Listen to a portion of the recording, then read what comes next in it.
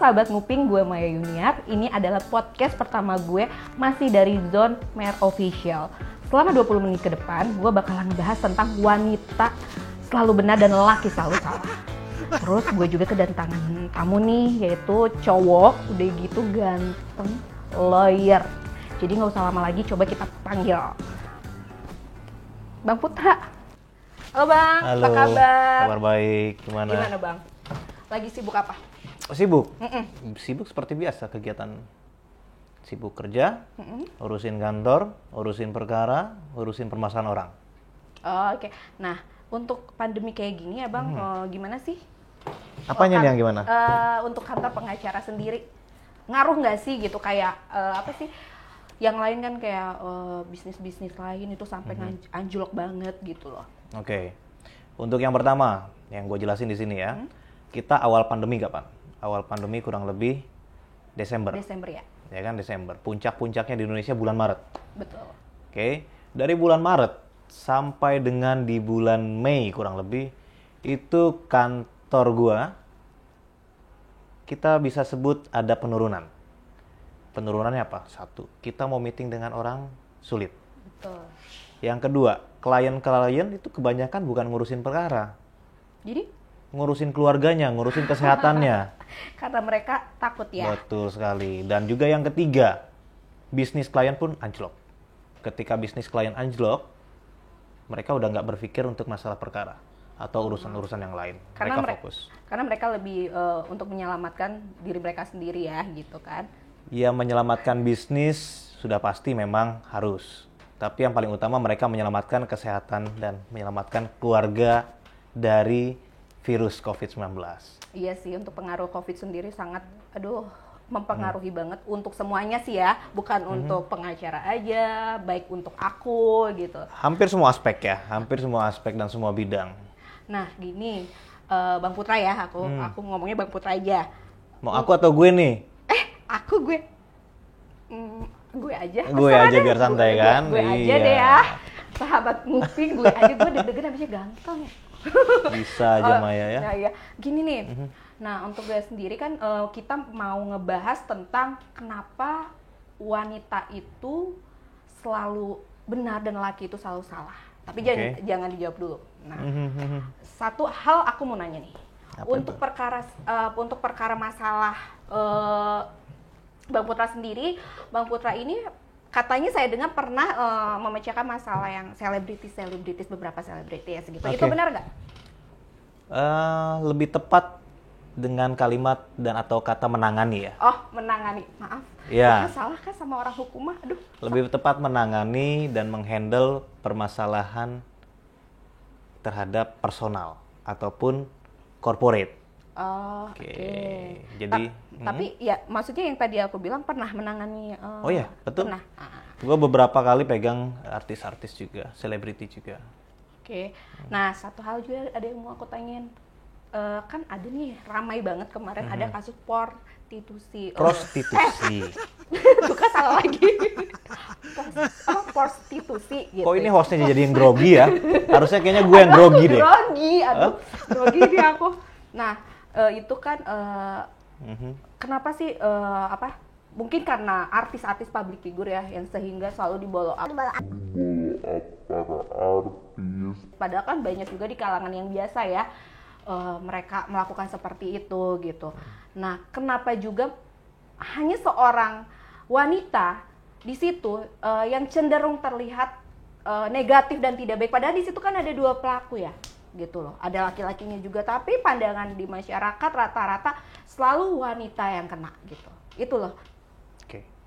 Kenanya dalam arti apa nih? Ya dalam artian mereka sudah berasumsi, wah ini perempuan udah negatif, gini-gini mereka. Jadi perempuannya yang disalahkan, tapi sedangkan laki-lakinya biasanya ya tidak ditampakkan gitu loh. Itu kayaknya ya gimana ya gitu loh. Oke. Di sini yang kita perjelas dulu, kita berbicara masalah prostitusi. Ya kan? Di dalam prostitusi ini memang terkadang terjadi di kalangan non-selebritis, dan juga kalau kita melihat daripada pemberitaan-pemberitaan yang ada, mungkin Maya juga lihat, ada beberapa selebritis yang sempat terkena kasus prostitusi. Nah, itu Dan dia. bahkan ada juga yang diduga Betul. terlibat dalam kasus prostitusi. Oke. Kenapa di sini pihak perempuan yang disalahkan? Kenapa pihak laki-laki yang nggak disalahkan? Iya. Atau tidak di follow up? Karena yang pertama, perempuan ini menarik. Oke. Iya kan? Perempuan menarik. Perempuan menarik. Kalau ada perempuan menarik, nggak laki-laki, nggak perempuan pasti bisa ngelirik. Ya. Ya kan? Itu dulu. Dari situ dulu. Lalu yang kedua, kalau misalkan Maya lihat, di sini ada beberapa kasus-kasus prostitusi yang memang sifatnya, kok yang laki-laki nggak dihukum ya? Kok nggak masuk penjara? Kok tidak diadili? Betul. Tapi kalau misalkan melihat dari kasus-kasus prostitusi yang ada atau muncul di kalangan artis, ada beberapa artis-artis perempuan, aktris ya berarti ya, aktris Selebritis ya lah, kan, ya pihak kan? perempuan yang ternyata diadili dan akhirnya dihukum dan lalu menjalani hukuman penjara. Ya. Oke, di sini gua terangkan ke Maya, ini kita berbicara masalah Buat prostitusi bukan ya. buat Maya aja, jadi buat Oh ya, para buat ke sahabat ini Nguping ya, sahabat nguping semuanya ya. Mm-hmm. Di sini gue coba terangkan apa yang gue ketahui di sini kan. Yang gue ketahui di sini untuk permasalahan prostitusi ada 3 pihak yang biasanya terlibat. Pihak yang pertama, siapa itu? Sudah pasti. Pihak perempuan, kita sebut sebagai sorry, PSK. Iya. Ya kan? Pihak yang kedua, siapa itu? Pihak pengguna jasa. Siapa itu? Laki-lakinya dong. Ya kan? Kalau ada penjual jasa berarti ada pengguna jasa. Mas pengguna jasa. Pengguna jasa pihak laki-lakinya. Iya. Ya kan? Yang ketiga, ini salah satu peran yang memang tidak bisa kita kita tidak sebutkan juga. Siapa itu pihak yang ketiga? Pihak ketiga adalah pihak yang biasanya memang dihukum karena adanya kasus prostitusi, yaitu mucikari. Oke, mucikari. Oke. Untuk permasalahan prostitusi ini, pihak laki-laki jarang kan dihukum. Pernah lihat nggak laki-lakinya di penjara, pengguna jasanya di penjara? Nah itu dia kan nggak adil, jadi kayak kesannya tuh wanita itu salah gitu loh. Karena apa? Tahu nggak? Nggak ngerti tuh. Karena nggak ada hukumnya. Oh, nggak ada hukumnya. Nggak ada hukumnya. Oke. Kasus prostitusi itu ada beberapa pasal-pasal. Itu diatur di dalam namanya Kitab Undang-Undang Hukum Pidana atau KUHP. Pasal yang pertama kita sebut itu pasal 209 KUHP. Apa itu pasal 209 KUHP itu? Pasal 209 KUHP itu menjerat untuk pihak-pihak yang membantu atau memudahkan dalam hal adanya perbuatan atau suatu kategori perbuatan cabul. 209. Oke, Ya kan? Untuk yang selanjutnya pasal berapa? Pasal 506. Pasal 506 ini menjerat atau fokus terhadap orang yang melakukan atau mencari keuntungan sebagai mucikari. Itu masing-masing hukumannya ada yang 1 tahun 4 bulan maksimal dan maksimal 1 tahun. Lalu ada lagi. Kenapa laki-laki kok nggak dihukum? Sebetulnya bisa. Mau tahu caranya? Gimana tuh? Jelasin ke sahabat. Ya, oke, buat sahabat-sahabat semuanya gue kasih tahu nih caranya. Semuanya nih ya. Untuk yang laki-laki ya, kalau misalkan mau pihak pengguna jasa ini ditarik supaya bisa diadil atau dihukum. Ini bisa kita masuk untuk tarik ke dalam pasal berapa namanya? Ada di dalam KUHP itu namanya pasal berkenaan dengan pasal zina. Pasal 284 KUHP. Itu Baru bisa. tahu nggak ada pasal zina? Oh, tahu. Udah tahu. Coba, mau gue tanya nih, kalau Udah tahu tahu, pasal udah zina, apa sih zina itu? Zina. Karena pengertian zina di kalangan umum dengan pengertian atau definisi zina di mata hukum itu beda. Ya, kalau yang menurut aku nih ya, menurut pandangan aku, kayak ketika coba, zina itu apa? misalnya kayak gini. Ketika orang lagi melakukan itu harus ada Melakukan itu tuh apa? Biar sahabat-sahabat nguping ini dong, apa? Jelas juga apa? making love lah ya. Oke. Making love lah gitu. Nah itu ada 3 saksi yang melihat langsung. Itu benar nggak sih kayak gitu? Yang ini, yang melihat langsung gitu. Itu benar nggak? Ya nggak tahu sih, benar nggak Karena sih? pandangan zina ini ada di dalam pandangan agama, Iya. ada di dalam pandangan dalam masyarakat luas dan ada dalam pandangan hukum. Oke. Yang gue berbicara aja ya, karena kalau misalkan di pandangan secara luas di masyarakat ataupun pandangan agama, mungkin teman-teman nguping juga udah tahu seperti apa artinya, seperti apa pemahamannya. Tapi yang ada di dalam pemahaman hukum sebagaimana di dalam pasal 284 KUHP, zina itu adalah dua orang yang melakukan hubungan badan di mana salah satu ataupun keduanya memiliki pasangan secara sah secara hukum. Baik itu memiliki pasangan suami ataupun memiliki pasangan istri. Misalkan si Robert nih ceritanya. Robert nih single. Dia making love dengan namanya Cynthia. Cynthia punya suami. Ini bisa dikategorikan sebagai bentuk tindak pidana zina. Oke. Yang melaporkan adalah pihak yang merasa dirugikan. Oh, misalnya entah itu istrinya. Siapakah itu? Istrinya atau No, Robert kan single tadi. Oh, single. Berarti suaminya ya? Suaminya Cynthia. Berarti suaminya Cynthia bisa melaporkan Robert dan Cynthia. Karena kalau di dalam tindak pidana zina ini kedua-duanya harus ditarik. Baik pihak laki-lakinya ataupun pihak istri. Pihak perempuan. Sama dengan adanya dalam hal mengenai prostitusi ini. Kalau misalkan gue nih ya, Iya. gue gak usah sebut orang lain lah. Misalkan gue datang ke seseorang, tolong dong, gue mau pakai jasanya si A. Oke, gue akhirnya making love lah dengan si salah satu perempuan itu. Ya kita sebut misalkan dia selebriti. Ternyata gue udah punya istri dan istri gue nggak terima. Akhirnya melaporkan gitu ya? Gue bisa dilaporkan oleh istri gue atas tuduhan pasal 284. Gue bisa dijerat, dihukum, diadili, dan akhirnya menjalani hukuman. Tapi bentar, sebentar saya mau nanya. Tapi itu harus ini nggak sih, harus ada bukti entah itu foto ataupun apa bentuk secara langsung gitu dilihat gitu loh. Kalau namanya akan melakukan atau mengadili seseorang atas kesalahan seseorang, tentunya harus memenuhi unsur-unsur pembuktian. Oke. Bukti-buktinya apa? Saksinya siapa? Dan itu harus kuat juga ya. Betul, harus kuat. Jadi nggak sembarangan ya. Betul, itu yang kita berbicara pasal zina ya. Tapi kalau misalkan kita berbicaranya lagi adalah berkenaan dengan prostitusi, kenapa pihak, kalau misalkan kita melihat beberapa waktu ke belakang deh, ada beberapa artis-artis yang memang dihukum di penjara karena dia menjalankan praktek prostitusi di mana dirinya menjadi seorang penyedia jasa, bukan sebagai mucikari. Tapi dia di penjara juga. Kenapa? Karena tadi gue bilang yang biasanya di penjara adalah mucikari.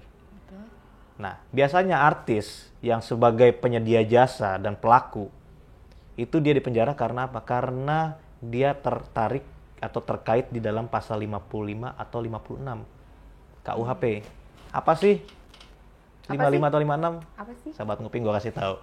Pasal 55 ini ya, pasal 55 ini berkenaan dengan orang yang turut melakukan.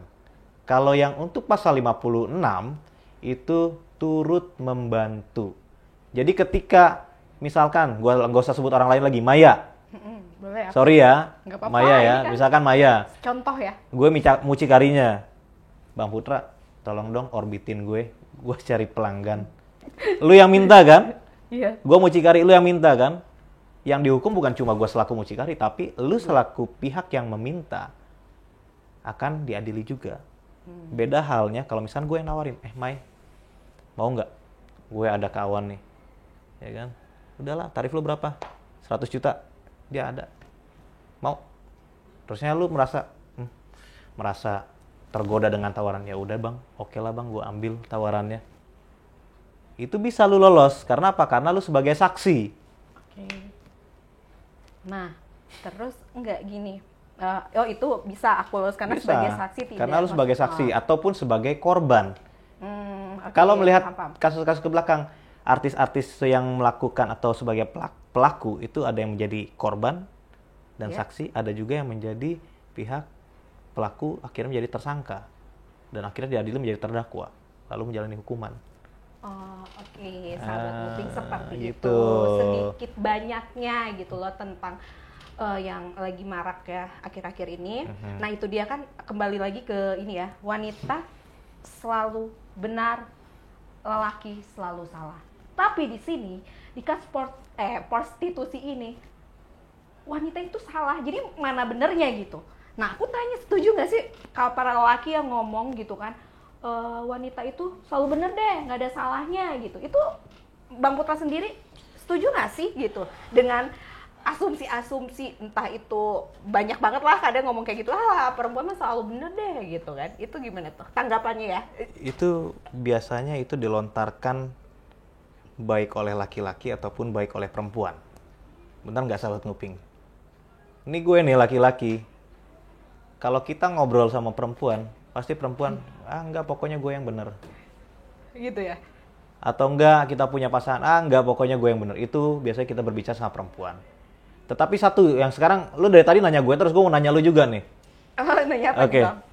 Lu juga merasa nggak kalau misalkan perempuan selalu benar? Enggak juga. Enggak juga. Kalau gue ya pribadi gak tau yang lain. Oke. Kalau gue ngerasa salah ya gue salah, minta maaf lah gitu kan. Ya. Gak mungkin gue ngerasa selalu bener gitu kan. Tapi mayoritas gimana? Perempuan-perempuan selalu merasa Ya, benar kan? selalu merasa benar. Sekarang ya. yang pertanyaan gue begini. Kalau misalkan perempuan selalu merasa dirinya benar dalam hal apapun, kenapa perempuan selalu memilih laki-laki yang salah? Itu nanti, itu bahasan yang nanti aku akan bahas. Udah diduluin gitu. Itu akan nanti itu akan kita Gitu bahas. ya? Itu ada bahasannya. Oke. Itu akan aku bahas juga ini. Nah, kan itu pendapat Bang Putra sendiri ya. Kenapa wanita itu ngerasa selalu benar dan laki-laki selalu salah, itu dibenarkan emang seperti itu adanya. Nah, ketika pasangan kita merasa dirinya selalu benar, akhirnya sering dalam suatu hubungan cekcok ya, para sahabat nguping. Nah, di situ kan mulai ada kejenuhan ya kan. Kejenuhan yang akhirnya udah deh, daripada gue berantem ya udah deh gue mendingan ngalah aja, diem-diem aja gitu ya. Bang Putra kayak gitu. Udah deh, iyain aja gitu, karena menurut ini masalah kecil atau besar, menurut wanita itu sama aja gitu. Dia nggak lihat itu masalahnya kecil atau besar, sama aja itu masalah gitu kan. Nah di sini tuh aku mau nanya gini, ketika kita ngerasa jenuh, ketika kita merasa capek deh gue berantem aja, di saat itu laki-laki katanya nih ya, para sahabat nguping, cari kenyamanan di luar ya, yang akhirnya apa, wanita selalu salah dan dia selalu salah, wanita salah gitu kan. Karena cewek gue begini, cerewet ini itu gitu, yang akhirnya ya udah deh gue cari kenyamanan di luar, otomatis dia menyalahkan wanita salah dong, betul nggak? Nah di situ saya bingung, titik wanita benarnya di mana? Padahal di situ jelas disalahin, orang gue gak nyaman dia aja kayak begini, jadi mana tuh? Oke. Coba aku mau tanya. Tapi ya, di sini kita nggak berdebat ya, kita enggak, apa namanya? Aku nanya doang pendapatnya, Betul, kita pendapat masing-masing. Betul. Kalau gue melihat dari sisi laki-laki, sudut pandang laki-laki terhadap seorang perempuan, memang terkesan perempuan ini ingin merasa selalu benar. Dan kenapa gue menilai seperti itu? Ada beberapa faktor yang gue rasakan ya. Faktor pertama apa sih, sahabat-sahabat nguping? Faktor pertama tuh biasanya perempuan itu lebih cerdas dalam berdebat dengan laki-laki. Lebih cerdas loh. Gitu ya? Iya, tapi berdebatnya dalam hal berurusan dengan hubungan. Oke, itu yang pertama ya. Lalu faktor yang kedua, yang gue lihat ini perempuan atau wanita ini lebih peka dibanding laki-laki. Intuisinya lebih tajam mungkin ya? Ya, apapun itu. Feeling lah. Lebih peka. Jadi ketika ada kesalahan dari pihak si laki-laki, ini perempuan tuh lebih peka. Oh, laki gue salah nih kan. Sedangkan laki-lakinya nggak peka, nggak sadar-sadar kalau dirinya udah salah. Padahal ibarat kata ceweknya, lu kenapa sih, gue udah tahu semuanya, tapi lu kok nggak sadar gitu, nggak sadar-sadar, kan kadang kesel gitu kan. Tapi laki-lakinya pura-pura ada apa, kan kadang kayak gitu ya, sahabat nguping ya. Ya, lalu ada faktor ketiga.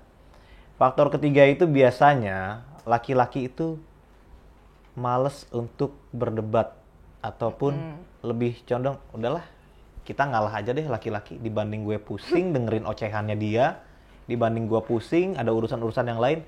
Cowok tuh udah capek dengan urusan-urusan yang lain, ditambah lagi harus pusing dengan urusan dari pihak si ceweknya, lebih baik kita ngalah aja. Itu biasanya faktor-faktor yang mengakibatkan dari sudut pandang laki-laki bahwa perempuan selalu benar, laki-laki selalu salah.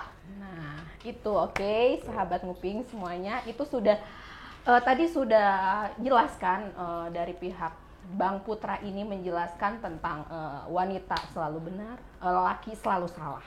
Di situ ada beberapa sisi di mana ya ada kalanya wanita itu salah gitu, dan kita sendiri sebagai wanita mungkin pesannya untuk bisa introspeksi. Jadi tidak usah merasa egois, egonya diturunin, biar ya itu nggak ada kata wanita selalu benar, laki selalu salah. Bang Putra, di sini saya makasih banget Bang Putra sendiri sudah bisa meluangkan waktu untuk kita berdialog. Bukan berdialog, dalam artian mengasih ilmu ke sahabat nguping sedikit-sedikit. Oke, sharing ya, lah ya. Sharing lah ya, sahabat nguping. Sahabat nguping, itulah bahasan wanita selalu benar, laki selalu salah. Dan terima kasih buat Bang Putra. Oke, sahabat nguping, itulah tadi beberapa pelajaran kita dari Bang Putra yang udah kasih tahu tentang bahayanya salah lagi tuh, prostitusi maksudnya. Ih, Bang Putra, Lu ngelawak ya? habisnya gue ini sih udah, gue mau closing dulu. Sahabat nguping, itulah ya. Jadi gue mau ingetin ke kalian juga, hati-hati, jangan pernah terlibat prostitusi karena itu akan merugikan diri kalian.